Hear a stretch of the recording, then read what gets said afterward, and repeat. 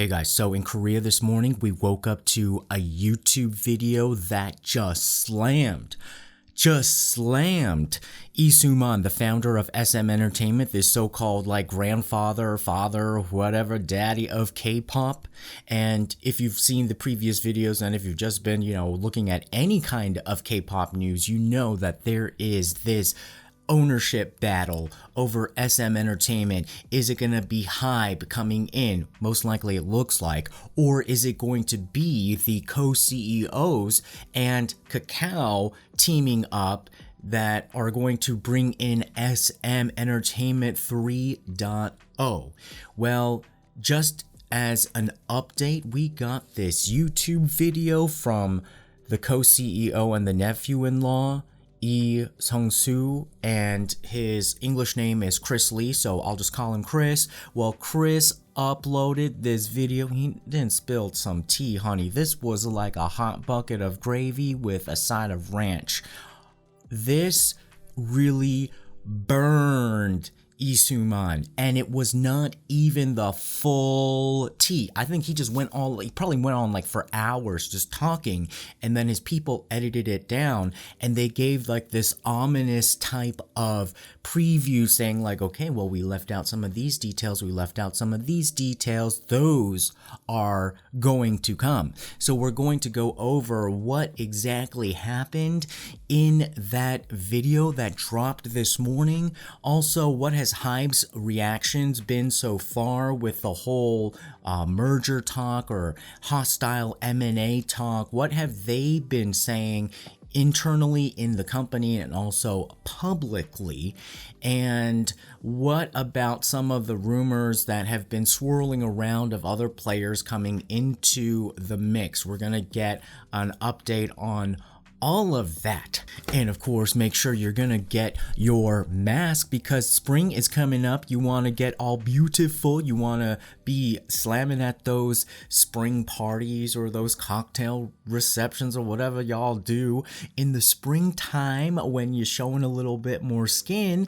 You want to get prepared, and when all those creams and stuff aren't cutting it, you want technology, dual wavelength LED red light therapy. If you look it up now on the internet, there's so much research and reviews about it. People have been loving the results, and this in particular, the Eco Face, definitely one of the most affordable, effective, and trustworthy with made in Korea LED lights. So don't be fooled by some of the stuff that may come from, we'll just call it, other countries with substandard parts.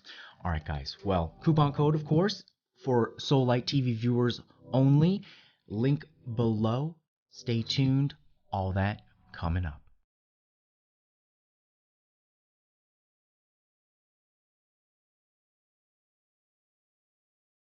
So Chris Lee, the nephew-in-law of Lee Soo-man, the one that has been in this coup d'etat to try to overthrow his uncle. Well, we got some real details on how his uncle has been acting and why we have gotten into this point in February of 2023. He gave us some indications of some slick drama that was going on in January 2020, like last month, that led to this moment of crisis. And he started out the video essentially by calling his uncle the emperor of the SM empire and basically implying that he was a tyrant. He even specifically said that he was scary to deal with. This was a 30-minute video, but obviously cut down, and there are portions of it. He went through like, I'm gonna go over 14 bullet points and add some extras, and he went over the 14 bullet points, but they blacked out some of the bullet points, like bullet point 2, 3, and 13. So those might be some saucy bullet points that are going to come in another video.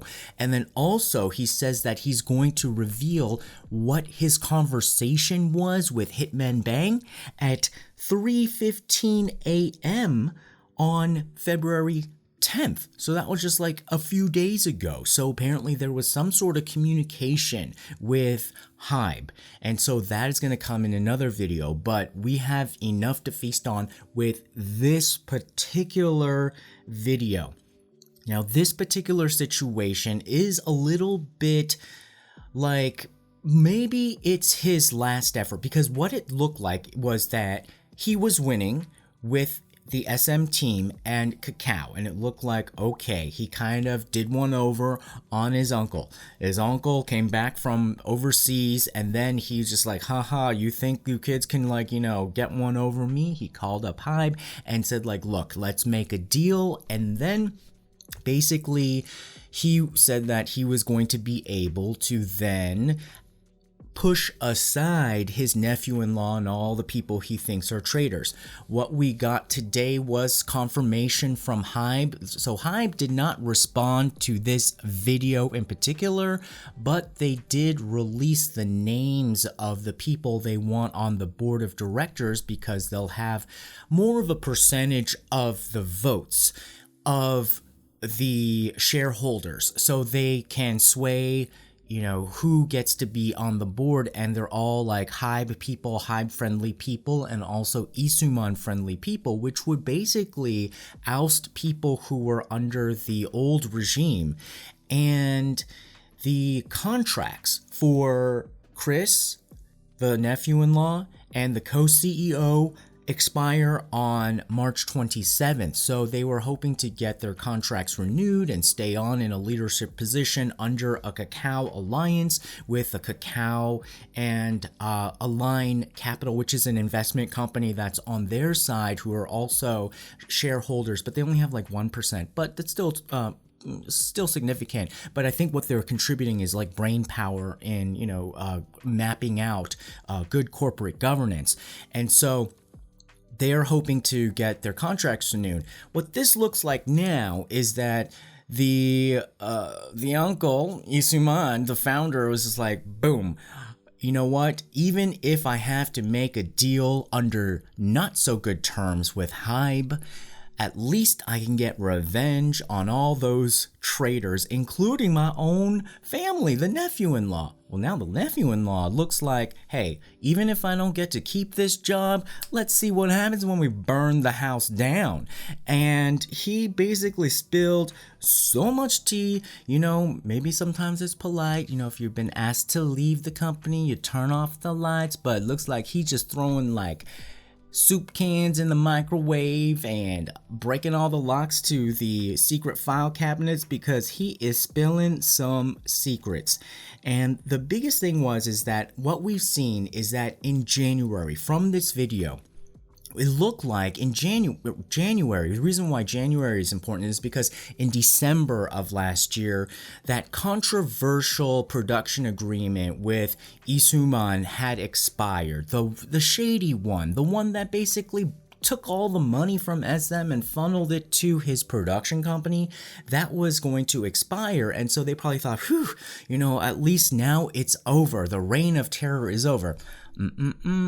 Looks like in January, Lee Soo-man came back and said, like, look, we need to set up a new system where basically now it was going to be a new reign of terror, and he was going to implement a system that was going to be even more oppressive. And he essentially, what was outlined was he was going to continue so it was clear that we had this shady Korean production company, Like Planning, that in the name Like, from Lee Soo-man, and that was the one that siphoned the profits from SM. But apparently that wasn't the only company he set up. He had set up in 2019 an offshore company in Hong Kong called CT Planning, and essentially it is like the same thing as Like, but the international version.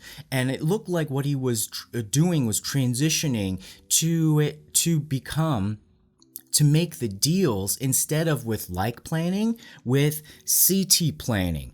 And Chris, the nephew-in-law, was basically saying like, he was already doing this with several deals that involved Wavy, Super M, and aespa's global music distribution. Now follow me here. What that basically does is that what Lee Soo-man is trying to do is create the contracts that basically bring in money, like the royalties, to him first. Him as in his company first. And if he can't do it from his company in Korea, he actually preferred it to be his company in Hong Kong. Why? Because he was able to get out of paying taxes in Korea.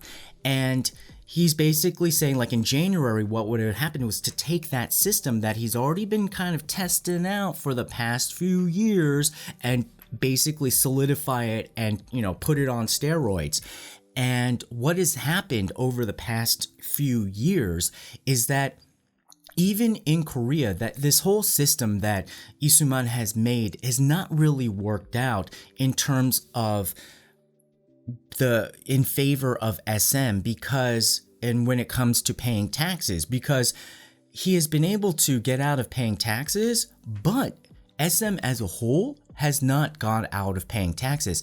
SM essentially has had to pay Lee Soo-man's taxes, and so they're pissed off about that, and they're just like, oh god, this is gonna be even more of a headache, because now this is gonna be like a weird international type of more tax dodging thing.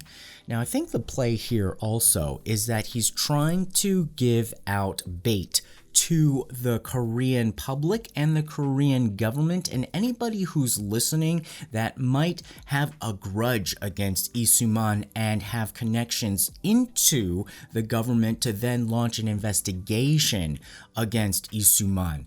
Perhaps if the whole situation with Lee Soo-man and his governance and his shares, the ideal situation for Chris would be like the play that if I were him, work really hard on, is basically try to have his something frozen so that he wouldn't be able to complete the transaction or the sale to Hybe of his shares. That would put a whole wrench in this whole Hybe acquisition, because that was the first major immediate piece. Because there's a shareholder meeting next month, and if it looks like Hybe immediately has more power than the Kakao shares, then basically they would be able to move the shareholder meeting and then get their people on the board of directors, and then be able to then probably kick out Chris and then bring in different types of management. So that's why it looks like it's very important for Hybe to immediately grab Lee Soo-man shares if they want to do this hostile takeover, even if they want to get up to 40% of buying all of the stocks and shares. The immediate thing they need is power in the next shareholder meeting. Now let's go back to the Shady Overseas CT Planning Limited. They said that it was founded in 2019 with an initial capital investment of about $1 million by Lee Soo-man, and they signed contracts with China's SM, America's Capitol Records, and Warner Records, and that was with some of the current artists and in terms of their global music distribution. And in a similar format, they would take the 6% off the top. Now, the way that they said that it should have been done, even under an unfair situation, is that they would have the money come into SM first, and then Lee Soo-man would take his 6%. But then he was trying to do separate deals on the side with these other global distribution entities, like the Warner Music, and that's probably where more of the money comes in rather than the domestic rights, because I think the click per song, or whenever you play a song, the rate is higher overseas, and so there would be more money there. But he's also trying to get 6% gross off the top, and then throw whatever whatever's left over to SM, and of course that doesn't help that company grow.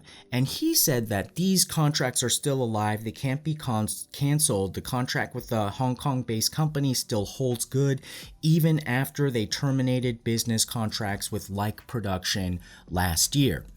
Now, Hybe said that when they are, gonna buy shares from Lee Soo-man, when they bought them, that, Lee Soo-man had, relinquished all rights and things like that, but it wasn't very clear. So Chris is basically saying, like, Hybe, do you know about this part of the way that Lee Soo-man has set up his business? Because if you kind of like went into this deal way too quickly and didn't do all of the due diligence, you probably missed this part, that this part of the contract, which actually has the most amount of money tied to it, is still valid, and you're basically buying like a poisoned product.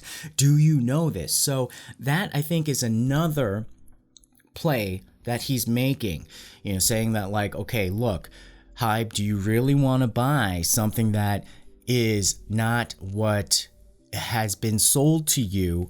Do you really trust Lee Soo-man and that he's basically, holding up to his word? And so Lee Soo-man also in January was pressuring the management to basically go and solidify Lee Soo-man's presence. So you know how it's just supposed to be like, oh, the production contract is over, and then Lee Soo-man's supposed to take more of like a passive role? No, he's saying like, he wanted the executives on the board to campaign about how important Lee Soo-man was to SM Entertainment, and he even released a voice recording, I guess he, secretly recorded a conversation, and it sounded like, Conde style. It sounded like an ajumma that I would fight with, for cutting in line at one of my favorite Gangnam bakeries. Just like talk, basically like, you guys, he was just like really rude and talking down to them and saying like, you guys, what do you know? And like, oh, you guys have to really present a unified front to the staff. You have to convince the staff to go along with this and essentially either sign a consulting deal with him, or to have like artists sign contracts with the Hong Kong entity. And they're just like, oh man, if you were in their shoes, it'd be like, oh, this isn't over. The reign of terror is not over. He's coming back in, and now it's probably going to be even tougher if it's like an entity overseas. And he also wanted to have like $10 million to have some sort of way to then solidify his position among shareholders and board members.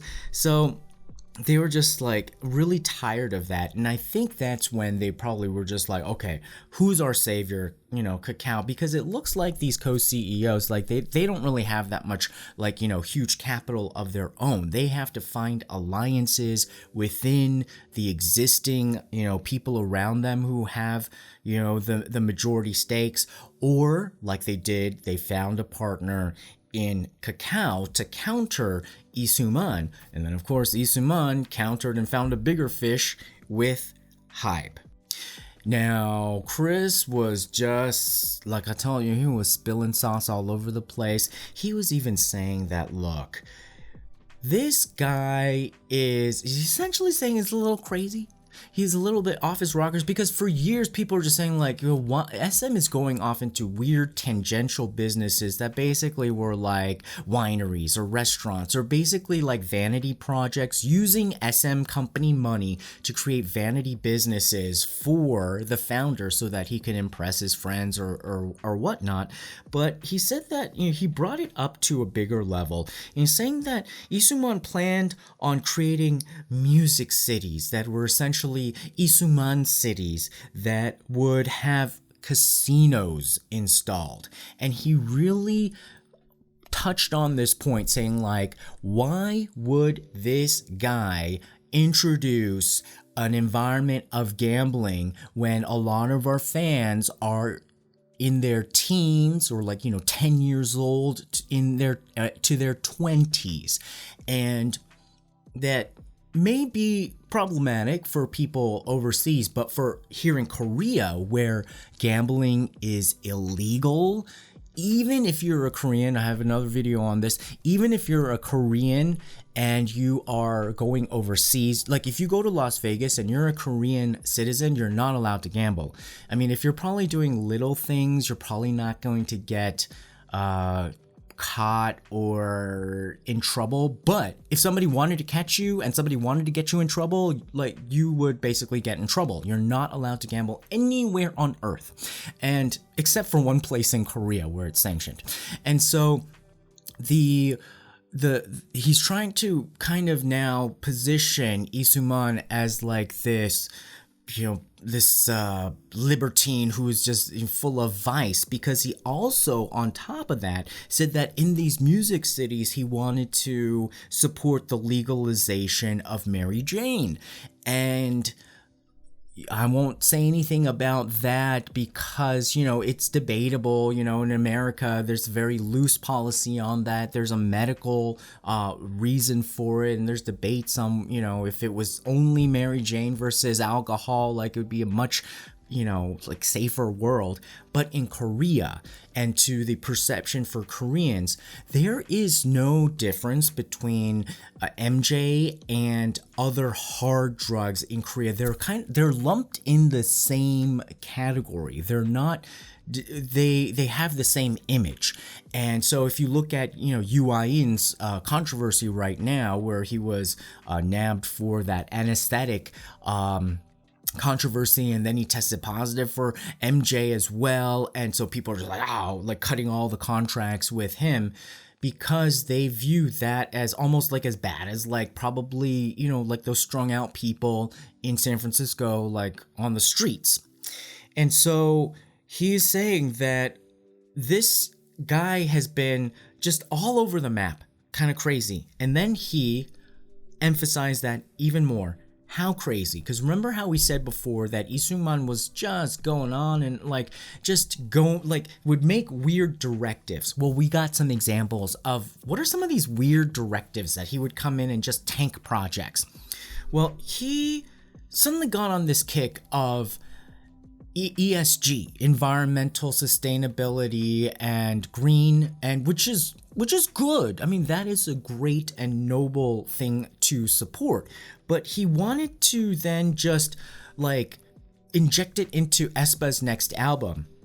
And this was his way of explaining to fans and to the public, why has aespa's comeback album, again, where'd they go, honey? Like, comeback should be for like 50 or 60-year-olds. I don't think even Celine Dion would say her next album is a comeback. But, if anybody, it'd be like Isora or Celine Dion or someone like that. But their comeback album was supposed to be February 20th, so basically like next week. But it got shelved because Lee Soo-man insisted and said that it was a greediness and stubbornness, because he wanted to have them sing about tree planting. Yeah, literally like adopt a tree or plant a tree, sustainability, and say like things in their lyrics about cohabitation, greenism, just sustainability, and bringing down the temperatures. I mean, can you imagine like those lyrics were supposed to go into their song, and apparently the aespa members were so upset that they were crying. They're just like, this isn't our image. How can we, like how are you supposed to be like, cohabitation, greenism, bringing down the temperature. They don't want to be Greta Thunberg, okay? Like, if anything, they keep talking about how they're like a savage, or they're like like a killer or something. They'd rather probably sing about how they're gonna turn Greta Thunberg into a TV dinner and eat her up. Like, they are not, they're not singing about like planting trees. Now, it would be very good and probably even work with aespa's image if they did probably do like a concert at like the DMZ Nature Park, you know, in support of conservation. It could be interesting to do tie-ins with a percentage of album sale donations that go towards planting trees, or you know, making efforts to reduce carbon footprint on when they produce their albums, like have more green packaging. They can do all those things to do ESG, but they said that Chris said that it was something a little bit shady that was tied into the way that Lee Soo-man wanted to invest in real estate or something like that, or create his Lee Soo-man city, or it was just, he was just saying like, it's just one of these weird things that like just comes in and he's just like, do it, and then there was pushback. Also, there was talk that a lot of the other albums that were in the pipeline to be released this quarter, so basically January to March of 2023, he wanted all pushed to April just to show that without Lee Soo-man, there's no money at SM. And so that's totally like manipulating and also bringing down the company for yourself. And so people see through that now. I mean, and this generation now just, it doesn't work as well. I mean, I think the reason why I feel for Chris and I feel for the people at SM is how much more does this generation have to just give to people like that just take and take and take and take, and they're using they think it's because they're all powerful, and it's not as if Lee Soo-man didn't do anything and doesn't have his own merits and hard work and all of that, but half of what they're using is essentially the institution of Korean culture and maintaining the social contract. These people who are sucking it up in the younger generation are doing their dutiful duty by trying to maintain social order, by not being psychopaths. You know, when you say psychopaths are antisocial, that doesn't mean they're shy. That basically means that they do not follow social rules or conventions to maintain a functioning society. And so a lot of this patience and endurance and just sacrifice of the young is essentially the young trying to be social, functional, not try to mess up the whole thing because there's a psychopath. What you're trying to do is just maintain order even though there's a tyrant, but there comes a limit. And I think these guys have reached their limit. It's just like, how much more? How much more? We've gone through a decade or more, like 13 years of this strange, like production system where he's been sucking off all the profits, and now he wants to suck off all the profits and throw it into his place through his company in Hong Kong, and then who knows where all of the assets will go, because this dude also has been exposed in the Pandora Papers or Panama Papers, or one of those like WikiLeaks type of things where they showed like offshore accounts of rich people and famous people and politicians and stuff, and he was on the list. And so I think they just got fed up. So Hybe has had no official response to this video as of this recording, but they did start flexing, like I said, about how they were going to run SM with their recommendations of who they want on the board of directors.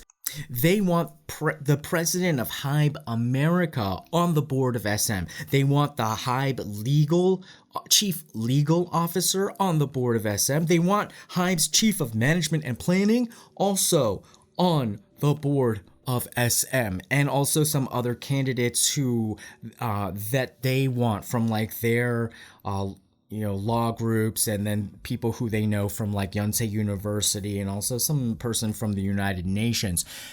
But the Hybe CEO in Korea did have a meeting earlier this week and did say to at least his staff, saying like, look, okay, we want to kind of, it was like a short meeting, probably like 10 minutes, and so like clear things up and say like, look, we do want to have SM maintain its independence. So they're flexing in the sense of like, they're going to want their people on the board of directors of SM to basically be the head honchos, right, of the decision-making power, but day to day running the label, like doing the music and, you know, running operations, they want SM to maintain its independence, have its flavor, and, you know, be part of this whole multi-label system that Hybe has been able to create. But you see where the power really does count, they want to hold the seat. Hybe, however, has not made any statements about who they're suggesting to be the CEO of SM Entertainment. So this is probably good timing for Mr. Chris Lee to just spill it. You know, even if you're going to get fired next month, even if you're going to go, I like his attitude. Basically, he's saying like, look, you're going to shut me out? You're going to kick me out? Well, good luck. Here's the match.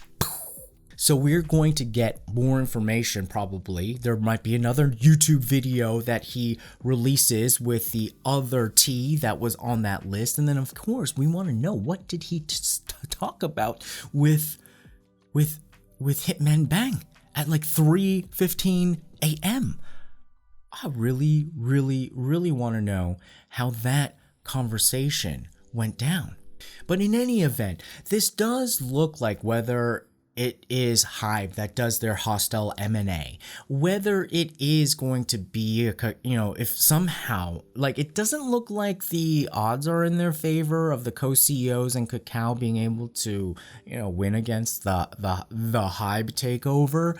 But even if they do, like, either situation I think is pretty good. Oh, and there was a rumor that CJ was going to hop aboard on the Kakao team. CJ is like the old school but new school. Basically, they were like the powerhouse, like movie studio, movie chain. They're also part of CJ Group Empire, and they said that that was not true, that they are not stepping into this drama.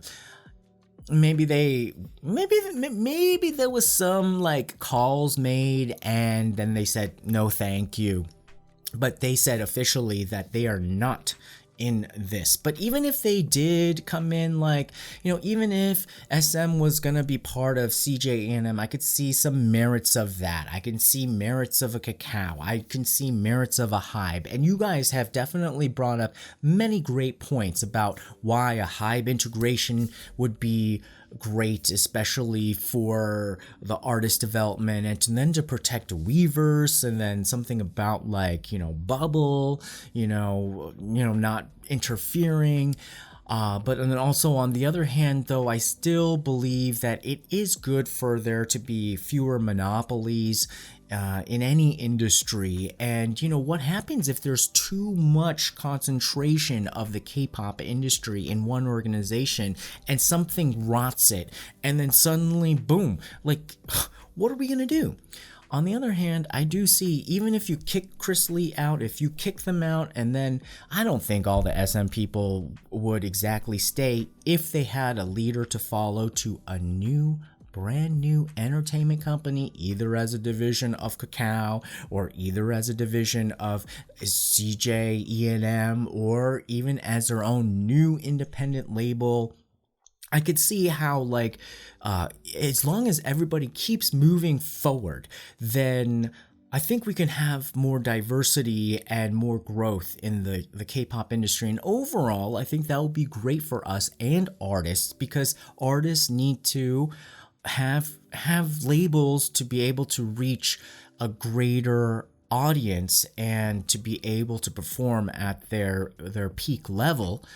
Or maybe somebody's going to make a more of an independent platform for them. Maybe the opportunities could be endless if I think everyone just kind of clashes right now and then the waves settle.